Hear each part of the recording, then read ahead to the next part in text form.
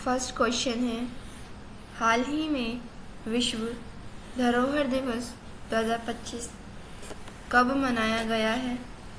Option है ए 16 अप्रैल, B 17 अप्रैल, D 18 अप्रैल या D इनमें से कोई नहीं। इसका ऑप्शन नंबर सी सही है, 18 अप्रैल। 18 अप्रैल को प्रतिवर्ष यानी कि हर वर्ष जो है विश्व धरोहर दिवस मनाया जाता है। वही 16 अप्रैल को विश्व आवास दिवस व 17 अप्रैल को विश्व हीमोफीलिया दिवस मनाया जाता है। विश्व धरोहर दिवस प्रतिवर्ष 18 अप्रैल को मनाया जाता है। 18 अप्रैल को विश्व धरोहर दिवस मनाने का उद्देश्य है कि मानव विरासत और इस क्षेत्र में संबंधित सभी स्मारकों को संरक्षित रखना, यानी कि जितनी भी विश्व धरोहर हैं उन्हें संरक्षित रखने की कोशिश करना। 2025 में मनाए गए विश्व धरोहर का थीम था आपदा और संघर्ष प्रतिरोधी विरासत। 18 अप्रैल को विश्व धरोहर दिवस मनाने की शुरुआत 1983 से हुई। 1983 में 18 अप्रैल को विश्व धरोहर दिवस मनाने की पहल जो है अंतर्राष्ट्रीय स्मारक और स्थल परिषद द्वारा की गई। वहीं यूनेस्को ने 18 अप्रैल को विश्व धरोहर दिवस मनाने का आधिकारिक रूप को जो है 1983। नेक्स्ट क्वेश्चन है, हाल ही में भारतीय नौसेना ने मेघयान 25 के तीसरे संस्करण की मेज़बानी कहाँ की है? ऑप्शन से ए मुंबई, बी नई दिल्ली, सी गुवाहाटी या डी कोलकाता। इसका ऑप्शन नंबर बी सही है, नई दिल्ली। नई दिल्ली में जो है हाल ही में भारतीय नौसेना द्वारा आयोजित मेघयान 25 का तीसरे संस्करण की मेज़बानी की गई। इसको नौसेना ने आयोजित कराया।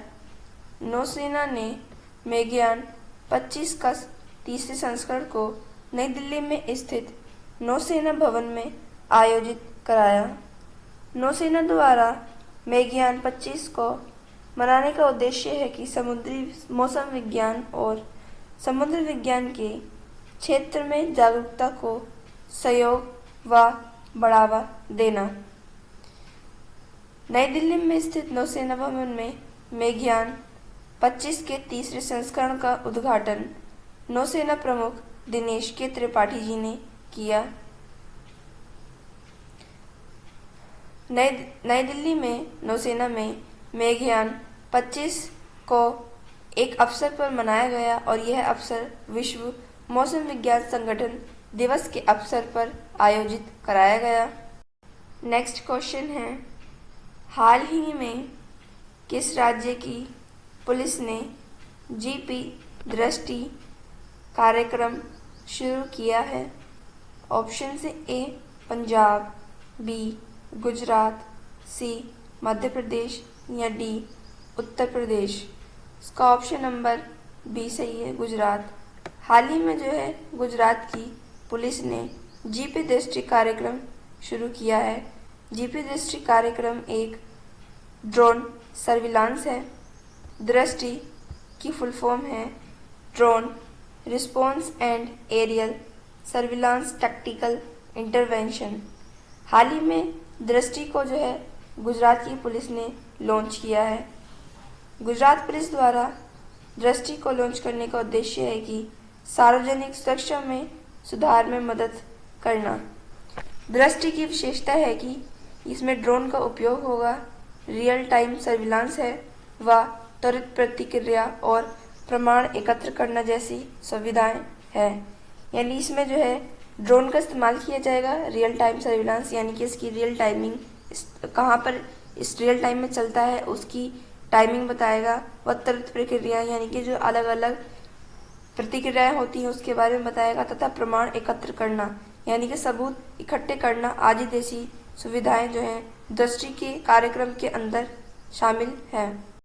नेक्स्ट क्वेश्चन है, हाल ही में किस बैंक ने ट्रेन में भारत का पहला एटीएम लगाया है?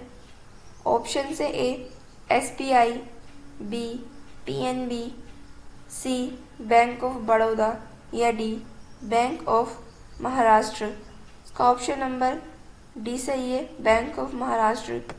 बैंक ऑफ महाराष्ट्र ने हाल ही में एक ट्रेन में अपना एटीएम लगाया है। बैंक ऑफ महाराष्ट्र ट्रेन में अपना एटीएम लगाने वाली पहली बैंक बनी है। वहीं बैंक ऑफ महाराष्ट्र ने भारत में पहली बार किसी ट्रेन में अपना पहला एटीएम स्थापित किया है। भारत में ट्रेन का पहला एटीएम बैंक ऑफ महाराष्ट्र ने स्थापित किया है। बैंक ऑफ महाराष्ट्र ने अपना भारत देश का पहला एटीएम जो है मुंबई मनमाड़ पंचवटी एक्सप्रेस में लगाया। भारतीय रेलवे की ट्रेन में एटीएम पहली बार लगाया गया है। नेक्स्ट क्वेश्चन है, हाल ही में गैबोन में किस सैन्य नेता ने राष्ट्रपति चुनाव जीता है? ऑप्शन से ए गिलर्मो लासो, बी ब्राइस ओलेगी नगुएमा, सी डैनियल नोबोआ या डी इनमें से कोई नहीं। इसका ऑप्शन नंबर बी सही है। ब्राइस ओलेगी नगुएमा एक सैन्य कार्यकर्ता रह चुके हैं और इन्होंने जो है हाल ही में गैबोन में एक राष्ट्रपति चुनाव लड़कर गैबोन के राष्ट्रपति पद की उपलब्धि हासिल की है।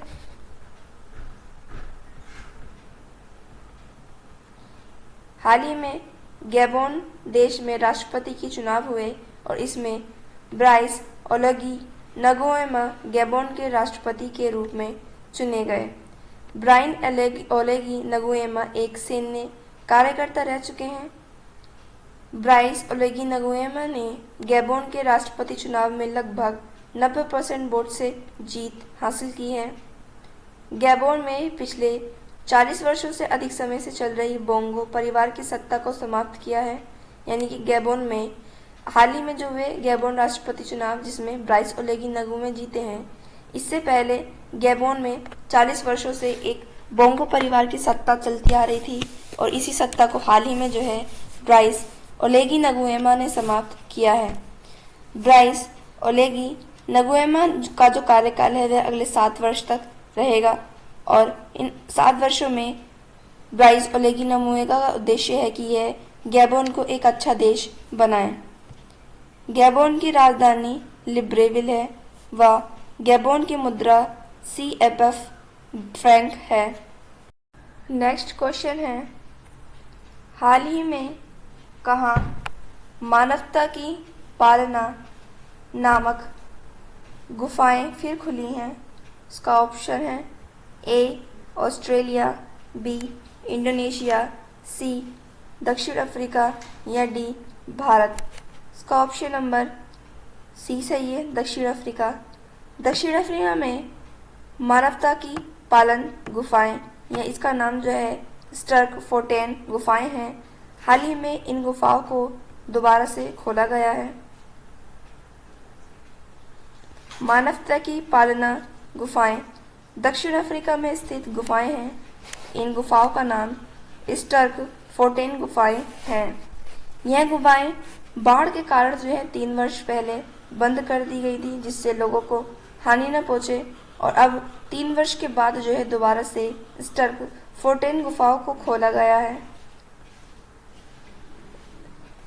स्टर्कफोर्टेन गुफाओं को खोलने का उद्देश्य है कि पर्यटकों को वैज्ञानिक क्रियाकलापों के करीब लाने वाला एक नया अनुभव पर्यटकों को प्राप्त हो। दक्षिण अफ्रीका की राजधानी केप टाउन है व दक्षिण अफ्रीका की मुद्रा रैंड है। वर्तमान में दक्षिण अफ्रीका के राष्ट्रपति साइरिल रामाफोसा हैं। नेक्स्ट क्वेश्चन है, हाल ही में किस देश के पूर्व राष्ट्रपति ओलांटा हुमाला को धन शोधन मामले में 15 वर्ष की जेल की सज़ा सुनाई गई है? इसके ऑप्शन से ए सूडान, बी पेरू, सी बेलारूस या डी फिलीपींस। इसका ऑप्शन नंबर डी बी सही है, पेरू। पेरू के पूर्व राष्ट्रपति ओलांटा हुमाला को हाल ही में 15 वर्ष की जेल सुनाई गई है। ओलांटा हुमाला को 15 वर्ष की जेल इसलिए सुनाई गई है क्योंकि ओलांटा हुमाला को मनी लॉन्ड्रिंग या धन शोधन के मामले में दोषी पाया गया है। इसी वजह से इन्हें 15 वर्ष की जेल की सजा सुनाई गई है। ओलांटा हुमाला पेरू के पूर्व राष्ट्रपति रह चुके हैं। इन्हें हाल ही में मनी लॉन्ड्रिंग के मामले में 15 वर्ष की जेल सुनाई गई है। ओलांटा हुमाला को चुनावी अभियानों में अवैध फंडिंग के कारण मनी लॉन्ड्रिंग मामले में दोषी पाया गया है। जब 2016 और 2011 के चुनावों के बीच में जो है ओलांटा हुमाला अपने चुनाव के लिए लड़ रहे थे, तब इन्होंने अपने चुनावी अभियानों में अवैध फंडिंग की, जिसके कारण इन्हें 15 वर्ष की जेल की सजा सुनाई गई। हुमाला की नेशनलिस्ट पार्टी ने वेनेजुएला सरकार और ब्राजील की कंस्ट्रक्शन कंपनी ओडेब्रेक्ट से अब उनके अभियानों के लिए अवैध धन प्राप्त किया था। पेरू की राजधानी लीमा है। पेरू की मुद्रा नियोवो सोल है। वह वर्तमान में पेरू के राष्ट्रपति डियाना बोल्टे हैं। नेक्स्ट क्वेश्चन है, हाल ही में किसे न्यूज़वीक और स्टैटिस्टा ने भारत का सर्वश्रेष्ठ अस्पताल घोषित किया है? तो ऑप्शन है A AIIMS Patna, B AIIMS Delhi, C AIIMS Patna या डी इनमें से कोई नहीं। इसका ऑप्शन नंबर बी सही है, एम्स दिल्ली। हाल ही में जो है एम्स दिल्ली को भारत का सर्वश्रेष्ठ अस्पताल घोषित किया है। भारत का सर्वश्रेष्ठ अस्पताल एम्स दिल्ली को भारत का सर्वश्रेष्ठ अस्पताल न्यूज़वीक और स्टैटिस्टा ने घोषित किया है। हाल ही में न्यूज़वीक और स्टैटिस्टा ने विश्व के सर्वश्रेष्ठ अस्पतालों की सूची को जारी किया है, जिसमें भारत की ओर से एम्स दिल्ली सर्वश्रेष्ठ अस्पताल रहा व विश्व में एम्स दिल्ली की रैंकिंग 97वीं रही। हाल ही में न्यूज़वीक और स्टैटिस्टा ने विश्व के सर्वश्रेष्ठ हॉस्पिटलों या अस्पतालों की सूची को जारी किया, जिसमें भारत का सर्वश्रेष्ठ अस्पताल एम्स दिल्ली और इसकी विश्व में रैंक 97वीं रही। वहीं दुनिया का सर्वश्रेष्ठ अस्पताल मेयो क्लिनिक, जो कि अमेरिका का एक अस्पताल है, इसको विश्व का सबसे सर्वश्रेष्ठ अस्पताल घोषित किया। मेयो क्लिनिक, जो कि अमेरिका में स्थित है, इसका स्कोर 97.51% रहा, जिसकी वजह से यह विश्व का सर्वश्रेष्ठ अस्पताल घोषित किया गया।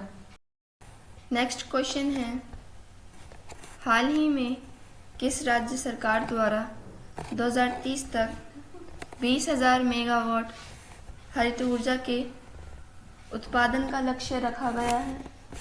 ऑप्शन से ए गुजरात, बी तेलंगाना, सी आंध्र प्रदेश या डी महाराष्ट्र। इसका ऑप्शन नंबर बी सही है, तेलंगाना। हाल ही में जो है तेलंगाना सरकार ने 2030 तक अपना एक लक्ष्य सेट किया है और इस लक्ष्य में तेलंगाना सरकार 2030 तक 20,000 मेगावाट हरित ऊर्जा का उत्पादन करेगी। हाँ, इस तेलंगाना सरकार का उद्देश्य है कि 2030 तक 20,000 मेगावाट हरित ऊर्जा का उत्पादन करेगी। 2030 तक 20,000 मेगावाट हरित ऊर्जा का उत्पादन करने में लगभग 7,000 करोड़ रुपए की लागत आएगी। इसमें 2030 तक 20,000 मेगावाट हरित ऊर्जा का उत्पादन करने में Tamil Nadu generation and distribution corporation सहायक रहेगी।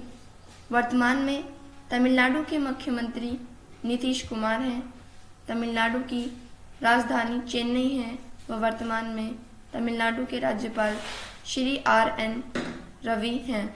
नेक्स्ट क्वेश्चन है, हाल ही में किस देश ने इंटरपोल की गवर्नेंस समिति की अध्यक्षता संभाली है? इसके ऑप्शन से ए रूस, फ्रांस, सी UAE या डी इटली। इसका ऑप्शन नंबर सी सही है, UAE United Arab of Emirates ने हाल ही में जो है इंटरपोल गवर्नेंस की अध्यक्षता संभाली है। हाल ही में इंटरपोल गवर्नेंस समिति की अध्यक्षता यूएई ने संभाली है। इंटरपोल एक अंतर्राष्ट्रीय पुलिस और कानून प्रवर्तन कूटनीति है। इंटरपोल गवर्नेंस समिति की अध्यक्षता अलग अलग देशों को सौंपने का उद्देश्य है कि वैश्विक सुरक्षा नेतृत्व में सभी देशों की उभरती भूमिका को अपना प्रतीक बनाना। यानी कि इंटरपोल गवर्नेंस समिति की जो अध्यक्षता अलग अलग देशों को संभालने दी जाती है, इसका उद्देश्य है कि सभी देशों के जो उभरती हुई भूमिका है, जो सभी देशों की भूमिका है वैश्विक सुरक्षा में, उसको उभारा जा सके। स्टूडेंट्स, ये क्लास हम यही ख़त्म करते हैं। नेक्स्ट क्लास में हम करंट अफेयर से बनने वाले और भी क्वेश्चंस को पढ़ेंगे। Thank you and thanks for watching.